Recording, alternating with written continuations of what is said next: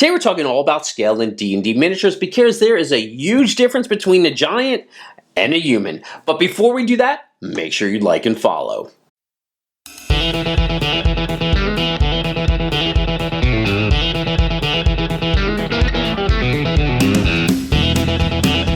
Dungeons & Dragons has captivated players around the world in its rich storytelling, intricate characters, and imaginative worlds. An essential aspect of the D&D experience, especially if you're playing the tabletop version, is the use of miniatures. These miniatures not just enhance the visual aspect of the game, but actually give a tangible way to track movement, positioning, and even battle scenarios. The importance of scale. In the context of D&D Miniatures, scale refers to the ratio that determines the size of the miniature in relation to what it represents in the game world. Scale is crucial because it affects how the miniatures fit with each other as well as the game environment, such as terrain pieces and buildings. Consistent scale across your miniatures ensures cohesive and immersive gameplay. So what are some of the common scales for D&D Miniatures? 25mm, a 1:72 ratio. This is actually considered heroic scale and was the original scale of most of the original D&D Miniatures,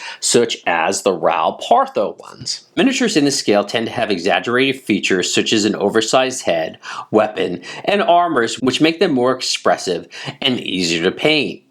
A miniature in this scale represents a 6-foot human. Like I said, these were the original scales for the original metal and pewter miniatures in Dungeons & Dragons. 28mm scale, 1:65 ratio. The 28mm scale is really similar to the 25mm scale, except it provides a bit more detail. This scale has become increasingly popular among miniature manufacturers and hobbyists. It was close enough to the original 25mm scale that the 28mm miniatures can actually be mixed in gameplay with the 25mm miniatures without much noticeable difference. 32mm scale, a 1:54 ratio.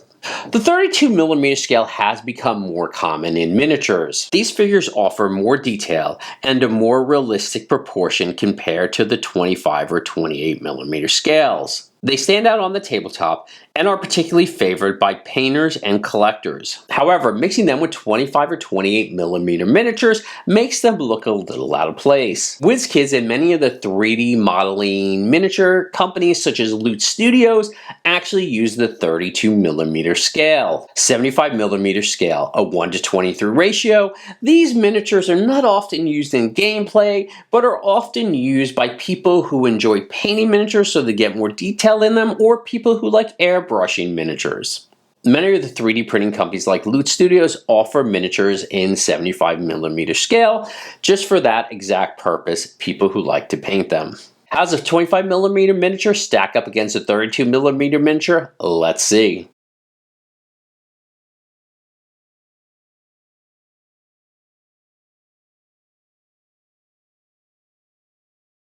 So how does a 32mm miniature stack up against a 75mm miniature? Let's see.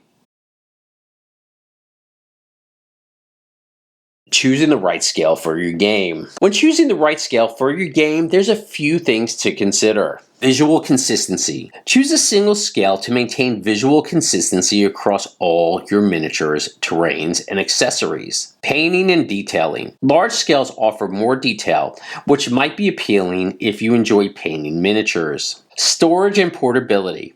Larger miniatures take up more space, both on the tabletop and in storage. If space is a concern, smaller scales might be preferable. Compatibility with the existing collection. If you're already on miniatures, choose a scale that matches and complements your existing collection. Personal preference. Ultimately, the choice of scale comes down to what you and your gaming group find most enjoyable and immersive.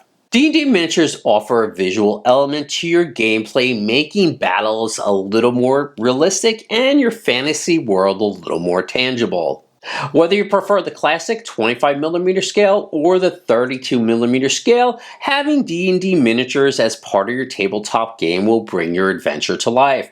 For more on D&D Miniatures, 3D printing, and 3D modeling, make sure you like and follow Make or Build It, and remember, keep on making.